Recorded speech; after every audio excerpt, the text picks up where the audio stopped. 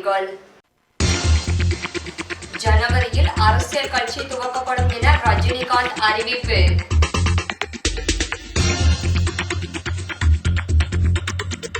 மராட்டியத்தில் அனைத்து குடியிருப்பு காலனிகளின் சாதிய பெயர்களை மாற்ற அமைச்சரவை ஒப்புதல்.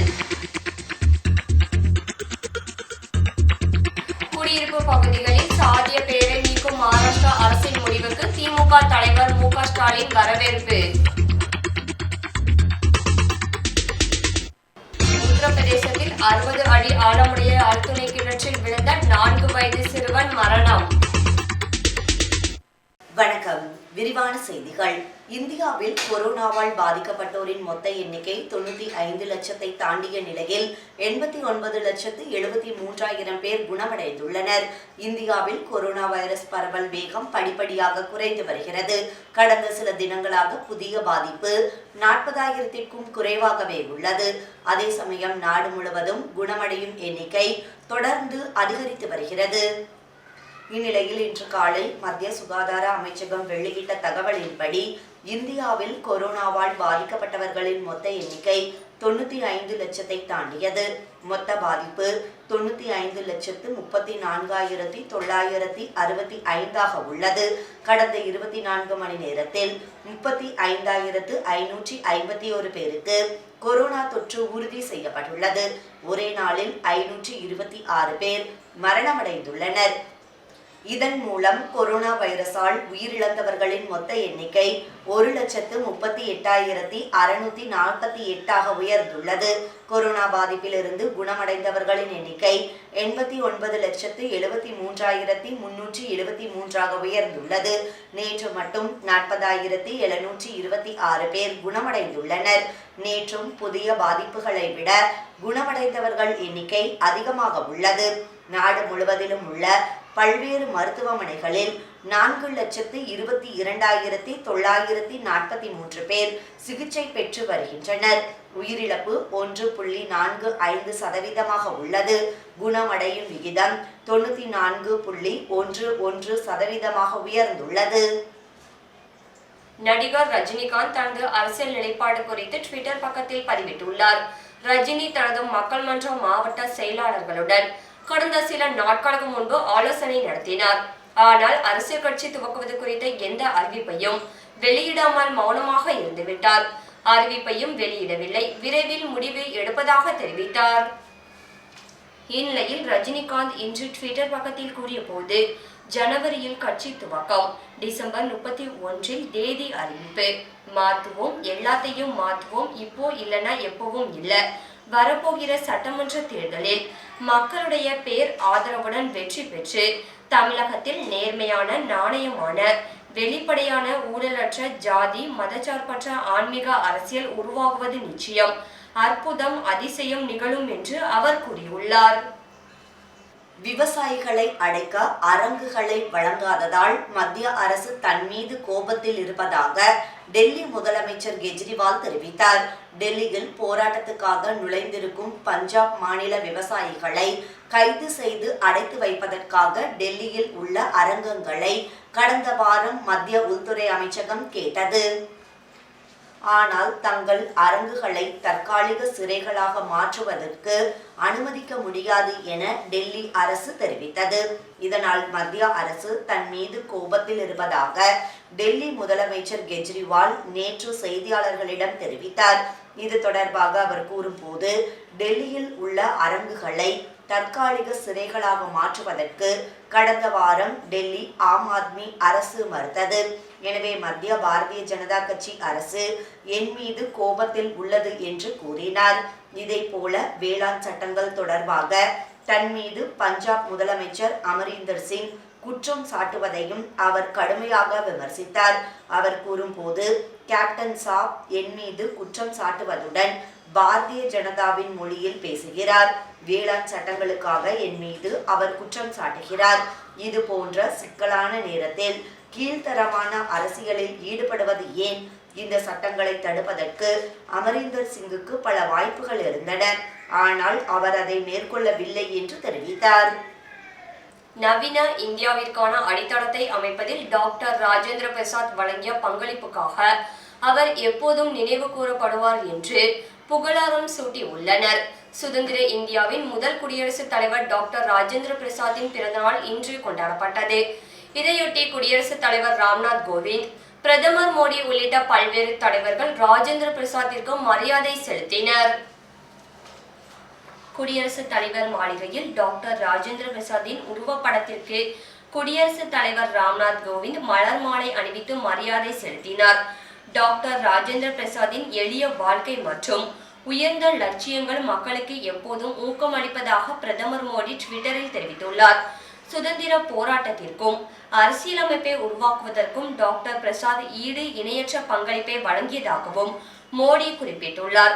மேலும் அரசியல் கட்சிகள், சமூக அமைப்புகள், கல்வி நிறுவனங்கள் என அனைத்து தரப்பினரும் ராஜேந்திர பிரசாத்தின் நினைவுகளை சமூக வலைதளங்களில் பகிர்ந்த வண்ணம் உள்ளனர்.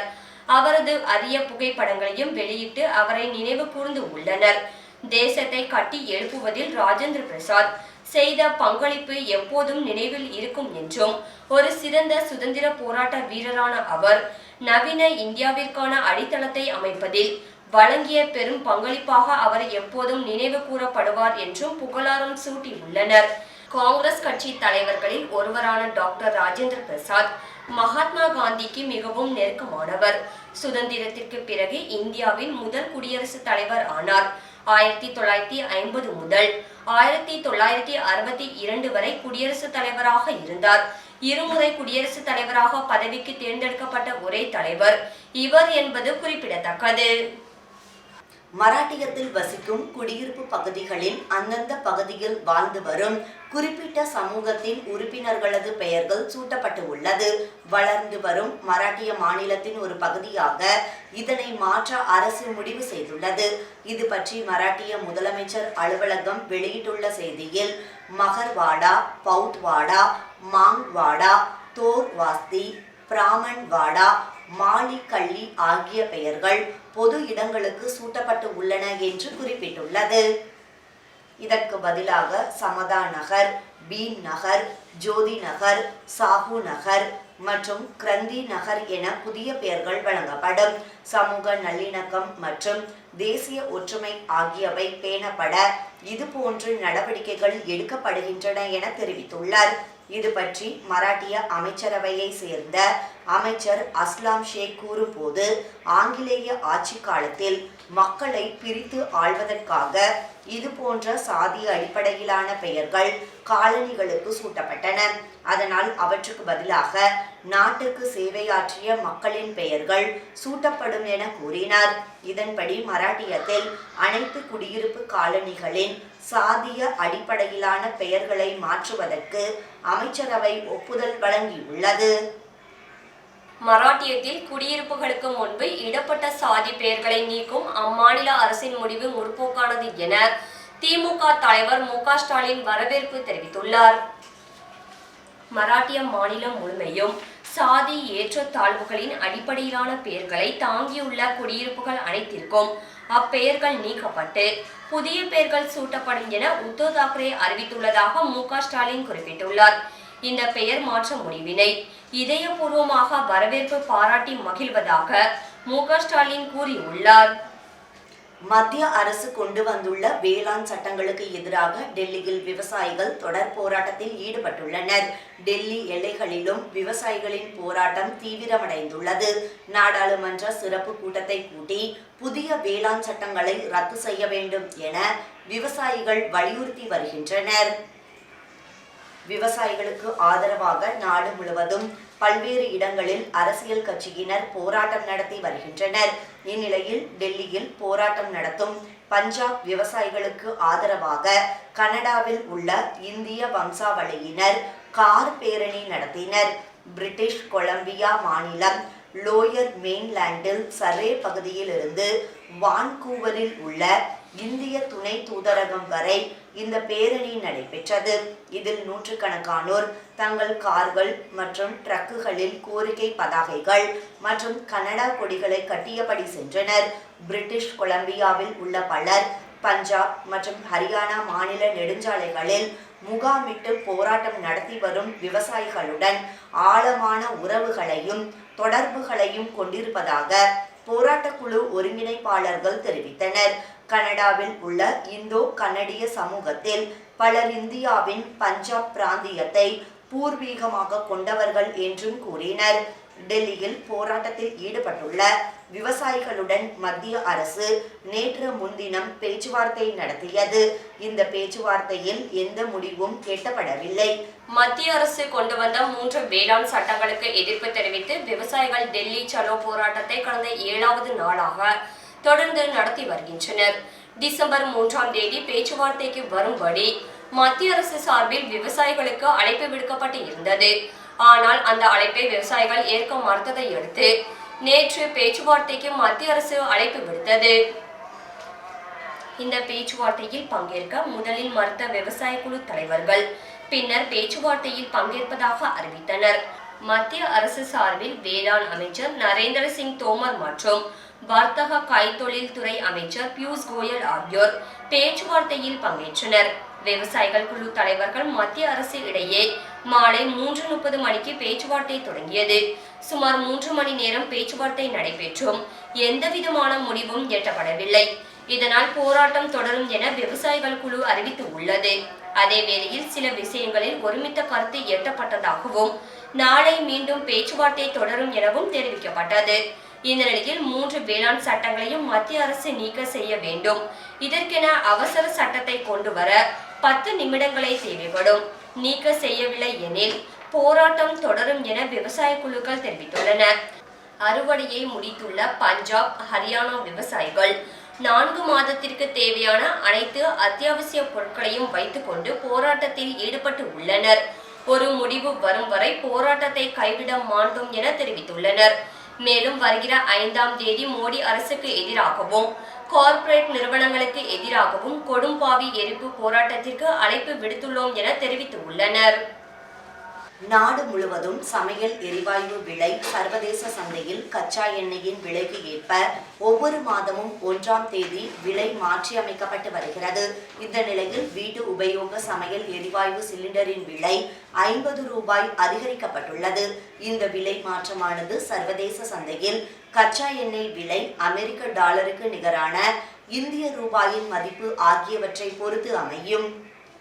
மார்ச் மாதம் கொரோனாவால் கச்சா எண்ணெய் விலை குறைந்தது. இதனால் ஏப்ரல், மே மாதங்களில் சமையல் எரிவாயு சிலிண்டரின் விலை சற்று குறைந்தது. பின்னர் ஜூன், ஜூலை மாதங்களில் விலை ஏறியது. பின்னர் விலையில் எந்த மாற்றமும் இல்லை.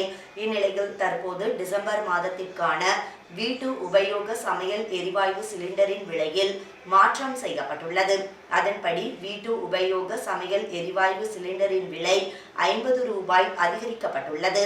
தற்போது 610 ரூபாய்க்கு விற்பனையாகும் சிலிண்டர் இனி 660 ரூபாயாக உயர்ந்துள்ளது.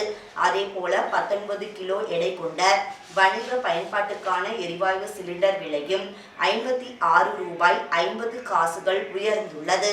விலை உயர்த்தப்பட்ட நிலையில் தற்போது 1410 ரூபாய் 10 காசுகளுக்கு விற்பனையாகிறது. இந்த விலை ஏற்றத்தை எங்களால் ஜீரணிக்க முடியவில்லை என நடுத்தர மக்கள் கூறுகின்றனர். மசாலா வர்த்தகத்தில் கொடிக்கட்டி பறக்கும் MTH மசாலா நிறுவனத்தின் உரிமையாளர் மகாஷே தரம்பால் இன்று காலமானார். மசாலா வணிகத்தில் கொடிக்கட்டி பறக்கும் நிறுவனம் MTH இந்தியாவில் மட்டுமல்லாமல் ஏராளமான வெளிநாடுகளிலும் இந்த நிறுவனத்தின் மசாலாவுக்கு அதிக வரவேற்பு உள்ளது. இந்த நிறுவனத்தின் CEO மகாஷே தரம்பால் குலாதி. பள்ளி படிப்பை கூட முடிக்காத இவர் தனது கடின உழைப்பால் மிகப்பெரிய வர்த்தக சாம்ராஜ்யத்தை உருவாக்கியவர். படிப்புக்கும் பதவிக்கும் சம்பந்தமே இல்லை என்பதை நிரூபித்த இவர் தள்ளாத வயதிலும் சுறுசுறுப்புடன் பணியாற்றி அனைவரையும் ஆச்சரியப்பட வைத்தார். இந்நிலையில் முதுமை சார்ந்த உடல்நலக்குறைவு காரணமாக டெல்லியில் உள்ள மருத்துவமனையில் சிகிச்சைக்காக அனுமதிக்கப்பட்டார் மகாஷே தரம்பால். கடந்த சில வாரங்களாக அவருக்கு தீவிர சிகிச்சை அளிக்கப்பட்டு வந்த நிலையில் இன்று அதிகாலையில் அவருக்கு திடீரென மாரடைப்பு ஏற்பட்டது. இதன் காரணமாக சிறிது நேரத்தில் அவர் உயிர் பிரிந்தது. அவருக்கு வயது 98.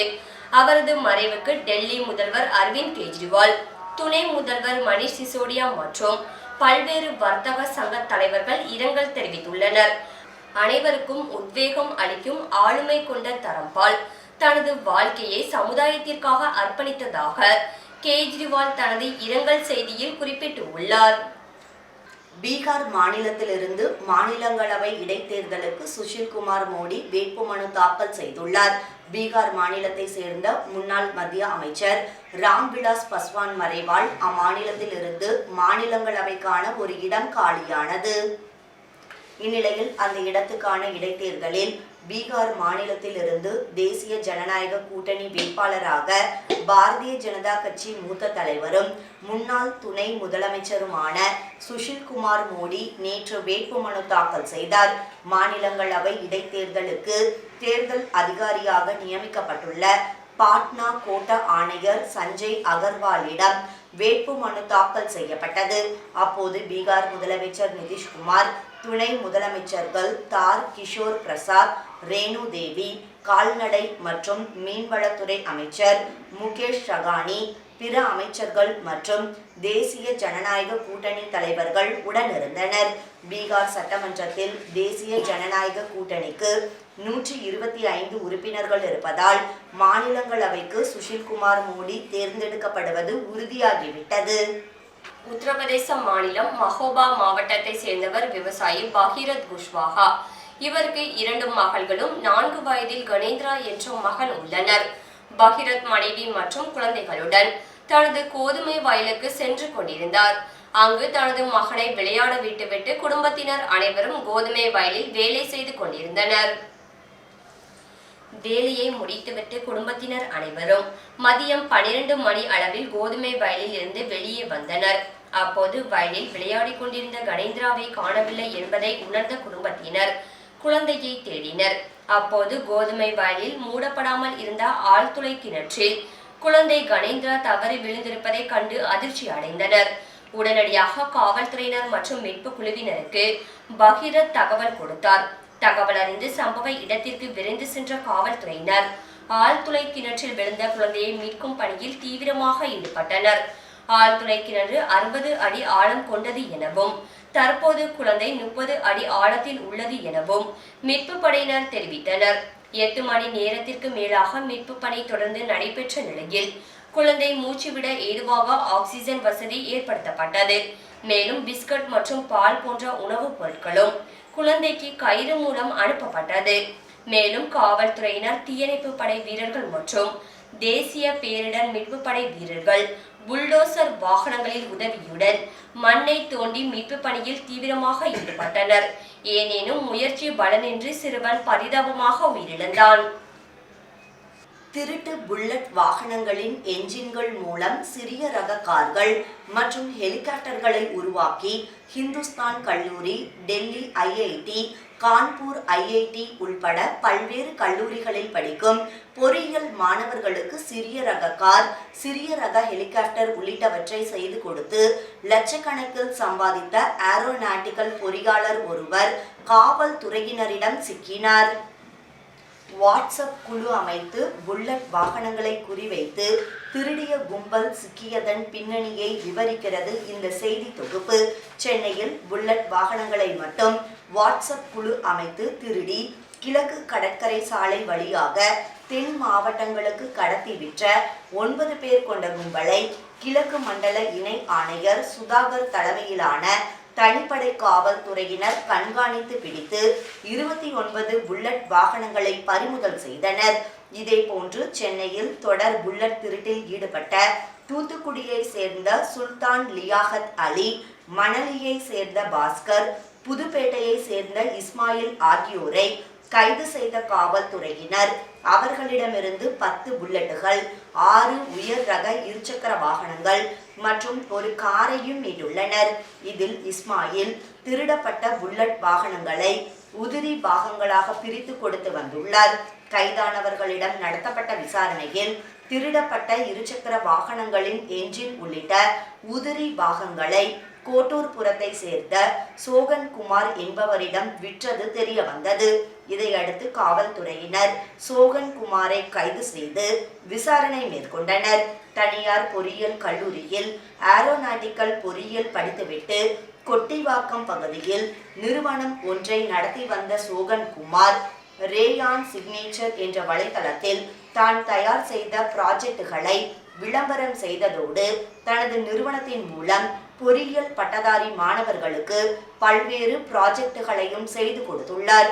குறிப்பாக சென்னை இந்துஸ்தான் கல்லூரி, டெல்லி ஐஐடி, கான்பூர் ஐஐடி உள்பட பல்வேறு கல்லூரிகளில் படிக்கும் பொறியியல் மாணவர்களுக்கு திருட்டு இருசக்கர வாகனங்களின் என்ஜின்களை பயன்படுத்தி சிறிய ரக கார், சிறிய ரக ஹெலிகாப்டர் உள்ளிட்டவற்றை செய்து கொடுத்துள்ளது விசாரணையில் தெரிய வந்துள்ளது. இது தவிர திருட்டு என்ஜின்களை வைத்து இரும்பு திரை முதல் மற்றும் 2ஆம் பாகம் திரைப்படத்திற்காக பிரத்யேகமாக பைக் ஒன்றையும் தயாரித்து கொடுத்துள்ளார்.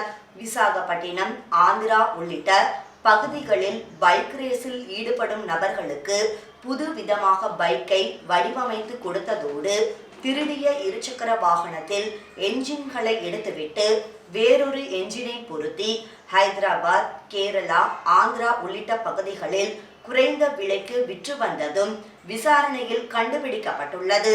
சுல்தான் லியாகத் அலி, பாஸ்கர் ஆகியோரிடம் சோகன் குமார் 10,000 ரூபாய் கொடுத்து என்ஜின் உள்ளிட்ட உதிரி பாகங்களை வாங்கி 1 லட்சம் முதல் 5 லட்சம் ரூபாய் வரை ப்ராஜெக்ட் செய்து கொடுத்துள்ளதும் தெரிய வந்துள்ளது. புல்லட் திருட்டு தொடர்பாக இதுவரை 13 பேரை கைது செய்துள்ள தனிப்படை காவல்துறையினர் மொத்தம் 39 புல்லட்டுகளையும் 6 உயர் ரக இருசக்கர வாகனங்கள் மற்றும் ஒரு காரையும் பறிமுதல் செய்துள்ளனர். மேலும் திருடிய இருசக்கர வாகனத்தை உடனடியாக உதிரி பாகங்களாக பிரித்தெடுக்கும் கும்பல் புதுப்பேட்டையில் செயல்பட்டு வருவதாகவும் அதனை கண்டுபிடிக்கும் முயற்சியில் தனிப்படை காவல்துறையினர் இறங்கி உள்ளதாகவும் தெரிவித்துள்ளனர். பயங்கர் வணிக கட்டிடத்தில் ஏற்பட்ட தீ விபத்தில் ஏராளமான பொருட்கள் எரிந்து நாசம்.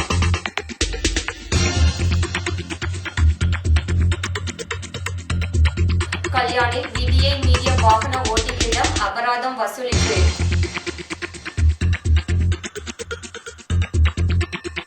மும்பை மேற்கு விரைவு சாலையில் வாகனத்தில் சாகசம் நிகழ்த்திய 3 இளைஞர்கள் கைது.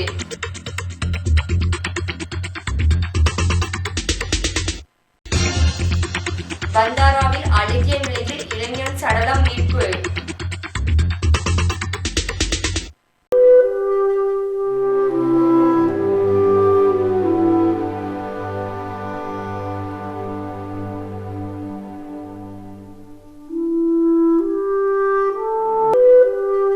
பயந்தரில் உள்ள 3 மாடி வணிக கட்டிடத்தில் நேற்று காலை பயங்கர தீ விபத்தில் ஏராளமான பொருட்கள் எரிந்து நாசமானது. பயந்தர் கிழக்கு நவ்கார் சாலையில் உள்ள 3 மாடி கட்டிடத்தின் தரைத்தளத்தில் உணவகம் செயல்பட்டு வந்தது. மேல்தளங்களில் ஓம் சாய் விருந்தினர் தங்கும் விடுதி செயல்பட்டு வந்தது. இந்நிலையில் நேற்று காலை 5 மணிக்கு கட்டிடத்தில் தீ விபத்து ஏற்பட்டது. தீயணைப்பு துறையினர் 4 மணி நேர போராட்டத்திற்கு பின்னர் தீயை அணைத்தனர். தீ விபத்தில் அதிர்ஷ்டவசமாக உயிர் சேதம் எதுவும் நிகழவில்லை. ஏனெனும் 22 லட்சம் ரூபாய் மதிப்பிலான பொருட்கள் எரிந்து நாசமானது. மின்கசிவு காரணமாக தீ விபத்து ஏற்பட்டதாக முதற்கட்ட விசாரணையில் தெரிய வந்தது. கட்டிடம் மீரா பயந்தர் மாநகராட்சி முன்னாள் பாஜக மாநகராட்சி உறுப்பினருக்கு சொந்தமானது ஆகும். பூனே பகுதியில் வயதான பெற்றோரை விட்டு செல்ல முயன்ற நபரை பொதுமக்கள் பிடித்து மீண்டும் சேர்த்து அனுப்பி வைத்தனர். பூனே ஆலந்தி பகுதியில் வயதான பெற்றோரை ஆட்டோவில் ஏற்றி வந்த சிவாஜி காம்லே என்ற இளைஞர் அங்கிருந்து தப்பி செல்ல முயன்றார். அதனைத் தொடர்ந்து அங்கிருந்த பொதுமக்கள் அவரை பிடித்து அவரது ஊர் குறித்து கேள்வி எழுப்பினர். பின்னர் அவரது சொந்த ஊரான மாந்திரே அடாப்சர் பகுதிக்கு அதே ஆட்டோ மூலம் அனுப்பி வைத்தனர். ஆட்டோ ஓட்டுநரிடம் மீண்டும் அதே பகுதியில் சேர்த்துவிடவும் தெரிவித்தனர். ஆட்டோவின் பதிவு எண், ஓட்டுநரின் உரிமம் குறித்த தகவல்களை சேகரித்த பின்னர் அனுப்பி வைத்தனர். கல்யாண் பகுதியில் விதியை மீறிய வாகன ஓட்டிகளுக்கு போக்குவரத்து காவல்துறையினர் அபராதம் விதித்தனர். கல்யாண் டோம்பிவலி மாநகராட்சிக்கு உட்பட்ட பகுதியில் போக்குவரத்து விதியை மீறும் வாகன ஓட்டிகளுக்கு போக்குவரத்து காவல்துறையினர் அபராதம் விதித்து நடவடிக்கை மேற்கொண்டனர். துர்காடி நாகா, ஷாகட், பத்ரிபூல் பகுதியில் ஏராளமான போக்குவரத்து காவல்துறையினர் கண்காணிப்பில் ஈடுபட்டு இருந்தனர். இது குறித்து காவல்துறை மூத்த ஆய்வாளர் சுக்தேவ் பாட்டீல் கூறிய போது, அபராதம் விதிக்கப்பட்டவர்கள் அருகிலுள்ள போக்குவரத்து அலுவலக கிளையில் பணத்தை கட்டுமாறு கேட்டுக்கொண்டார். விதியை மீறிய வாகன ஓட்டிகளிடம் செல்லான் முறையிலும் அபராதம் விதிக்கப்பட்டது. ஓடும் காரில் சாகசம் செய்தது தொடர்பாக 3 இளைஞர்களை காவல்துறையினர் மும்பையில் கைது செய்துள்ளனர்.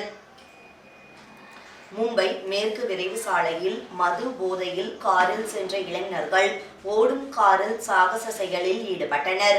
அவர்களது செயல் வைரலாக வெளியான நிலையில் 3 இளைஞர்களையும் காவல்துறையினர் கைது செய்தனர்.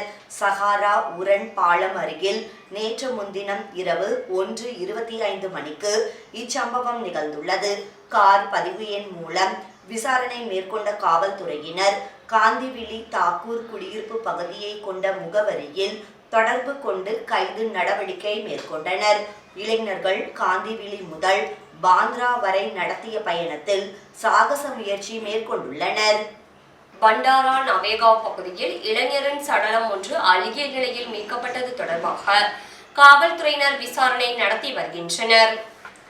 பந்தாரா தாலுகாவிற்குட்பட்ட நவேகாவ் பகுதியில் அடையாளம் தெரியாத இளைஞர் ஒருவரின் சடலம் அழுகிய நிலையில் மீட்கப்பட்டது. கோகா வனவிலங்குகள் காப்பகம் அருகில் மீட்கப்பட்ட சடலம் பிரேத பரிசோதனைக்காக மாவட்ட அரசு மருத்துவமனைக்கு அனுப்பி வைக்கப்பட்டது. சம்பவ பகுதியை மாவட்ட காவல்துறை கண்காணிப்பாளர் அனிகத் பார்த்தி, துணை மண்டல அதிகாரி காத்தே, பந்தாரா காவல்துறை அதிகாரி சவான், கர்த்தா காவல் நிலைய உதவி ஆய்வாளர் தீபக் வான்கடே ஆகியோர் பார்வையிட்டு ஆய்வு செய்தனர். கர்த்தா காவல் நிலையத்தினர் சம்பவம் குறித்து வழக்கு பதிவு செய்து விசாரணை நடத்தி வருகின்றனர். நவி மும்பை கோப்பர் கிர்னாயில் கட்டிடத்தின் மேல் சுவர் இடிந்து விபத்துக்குள்ளானதில் 4 பேர் காயமடைந்தனர். நவி மும்பை கோப்பர் கெர்னா பகுதியில் உள்ள சில்வர் சாண்ட் குடியிருப்பு கட்டிடத்தின் 2 தளத்தில் மேல் சுவர் இடிந்து விபத்து ஏற்பட்டது. இந்த விபத்தில் 2 பெண்கள் உள்பட 4 பேர் காயமடைந்தனர். விபத்தில் நந்த்லால் திரிம்பாகே, அனிதா, மிலிந்த் தாக்கூர், பிரித்திஜா ஆகியோர் காயமடைந்த நிலையில் மீட்கப்பட்டு மருத்துவமனையில் அனுமதிக்கப்பட்டனர். இது குறித்து மாநகராட்சி அதிகாரி ஒருவர் கூறிய போது, ஏற்கனவே கட்டிடம் குறித்து ஆய்வு செய்ய நோட்டீஸ் அனுப்பப்பட்டு உள்ளதாக தெரிவித்தார். விபத்து குறித்து வழக்கு பதிவு செய்த காவல்துறையினர் விசாரணை நடத்தி வருகின்றனர். உலக மாற்றுத்திறனாளி தினத்தை முன்னிட்டு விபத்தில் கைகளை இழந்து மாற்று கைகள் பொருத்தப்பட்ட இளம் பெண்ணை பாஜக முன்னாள் நாடாளுமன்ற உறுப்பினர் கிரீட் சோமையா சந்தித்து அவருடன் கை குலுக்கினார். காட்கோப்பர் ரயில் நிலையத்தில் ரயில் விபத்தில் சிக்கிய மோனிகா மோரே என்ற இளம் பெண் தனது 2 கைகளையும் இழந்தார். அதனைத் தொடர்ந்து அவருக்கு கடந்த 3 மாதங்களுக்கு முன்னர் அறுவை சிகிச்சை மூலம் மாற்று கைகள் பொருத்தப்பட்டது. இந்நிலையில் உலக மாற்றுத்திறனாளி தினத்தை முன்னிட்டு அவருக்கு முன்னாள் நாடாளுமன்ற பாஜக உறுப்பினர் கிரீட் சோமையா கையை குலுக்கி வாழ்த்து தெரிவித்தார். கைகளை இழந்த நிலையில் மோனிகா மோரே மனதிடத்துடன் செயல்பட்டதாக கிரீட் சோமையா பாராட்டினார். நடிகர் ரஜினிகாந்த் கட்சி துவங்குவது தொடர்பாக அறிவிப்பு வெளியிட்டுள்ள நிலையில் அதனை வரவேற்று திருநெல்வேலி மாவட்டத்தில் டவுன் மற்றும் பாளையங்கோட்டை பகுதிகளில் மக்கள் மன்றத்தின் நிர்வாகிகள் பட்டாசு வெடித்து இனிப்பு வழங்கி கொண்டாடினர். இதில் மக்கள் மன்ற நிர்வாகிகள் ஏராளமானோர் பங்கேற்றனர். நடிகர் ரஜினிகாந்த் கட்சி தொடங்குவது தொடர்பான அறிவிப்பை வரும் 31ஆம் தேதி அறிவிக்க உள்ளதாகவும், ஜனவரி மாதம் கட்சி துவங்கப்படும் எனவும், அடுத்த ஆண்டு நடைபெற உள்ள சட்டமன்ற தேர்தலில் தனது கட்சி போட்டியிட்டு வெற்றி பெறும் எனவும், இப்போது இல்லை எனில் எப்போதும் மாற்றம் இல்லை என தெரிவித்துள்ளார்.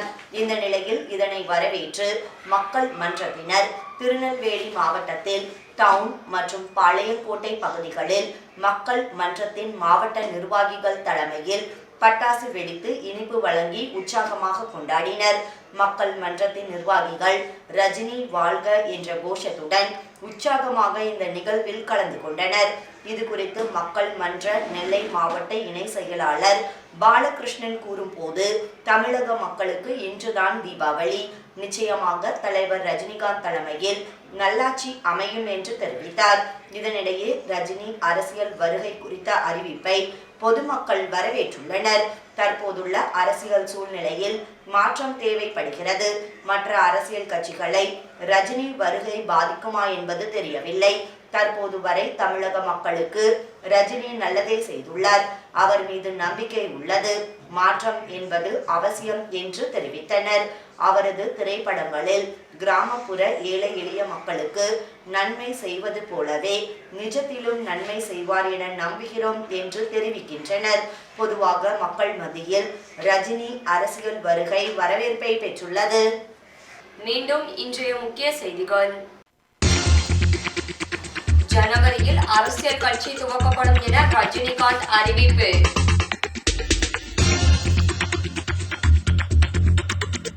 மராட்டியத்தில் அனைத்து குடியிருப்பு காலனிகளின் சாதிய பெயர்களை மாற்ற அமைச்சரவை ஒப்புதல். குடியிருப்பு பகுதிகளில் சாதிய பெயரை நீக்கும் மகாராஷ்டிரா அரசின் முடிவுக்கு திமுக தலைவர் மு.க. ஸ்டாலின் வரவேற்பு. உத்தரப்பிரதேசத்தில் 60 அடி ஆழமுடைய ஆழ்துளை கிணற்றில் விழுந்த 4 வயது சிறுவன் மரணம். செய்திகள் இத்துடன் நிறைவடைகின்றது. வணக்கம்.